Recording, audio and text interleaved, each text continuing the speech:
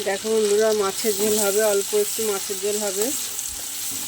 Half tomato দিয়ে একটা আলু দিয়ে মাছের ঝোল করবো বন্ধুরা। এই যে 3 পিস মাছের ঝোল করব, রুই মাছের।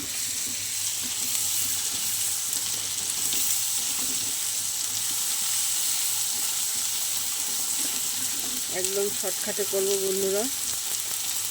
আমার কাছে যত রেসিপি বাবা একদম শর্টকাটে। চলো একটু ভাজা ভাজা করে নিই।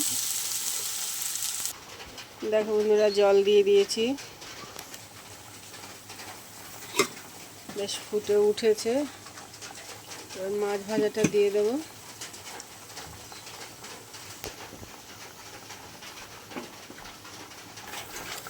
দেখো বন্ধুরা, বেশ সুন্দরভাবেই ফুটে গেছে। এখন আমি মাছ ভাজাটা দিয়ে দিলাম।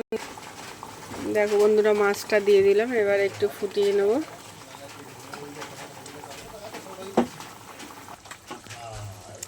দেখো বন্ধুরা, আমার ঝোলটা বেশ সুন্দরভাবেই ফুটে গেছে। এখন আমি নামিয়ে নেব। রুই মাছের আলু দিয়ে পাতলা ঝোল কেমন হয়েছে অবশ্যই কিন্তু জানাবে বন্ধুরা। আর যদি ভালো লেগে থাকে আমার রেসিপি, তাহলে একটা লাইক কমেন্ট শেয়ার অবশ্যই করবে বন্ধুরা। চলো এবার আমি নামিয়ে নিই। তোমরা চাইলে এরকম শর্টকাটে তোমার রান্না করতে পারো, খুব তাড়াতাড়ি হয়ে যায়। আমি নামানোর আগে একটু ভাজা জিরার গুঁড়ো দিয়েছিলাম বন্ধুরা। চলো এবার নামিয়ে নিই। দেখো বন্ধুরা, একদম রেডি হয়ে গেছে আমার মাছের ঝোল। কেমন হয়েছে, কালারটা সুন্দর হয়েছে বেশ, আর দেখতে যখন সুন্দর হয়েছে খেতেও সুন্দর হবে।